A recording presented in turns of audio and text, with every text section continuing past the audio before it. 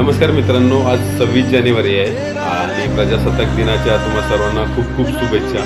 मित्रांनो, आज एक विनंती करतो तुम्हाला, जर 2-4 दिवसांनी जर तुम्हाला कुठल्याही रस्त्यावरती फ्लॅग पडलेला दिसला आपला, तर तो कृपया करून उचला. फ्लॅगचा अपमान होऊ देऊ नका. फ्लॅग रस्त्यावरती पडणं म्हणजे तो फ्लॅगचा अपमान, आपला अपमान व आपल्या देशाचा अपमान, असा अपमान होऊ देऊ नका, याची काळजी घ्या. जर 15 ऑगस्ट नंतर 26 जानेवारी नंतर फ्लॅगचं काय करायचं, भरपूर जणांना प्रश्न पडत असेल. त्या 2 गोष्टी मी तुम्हाला सांगतो मित्रांनो.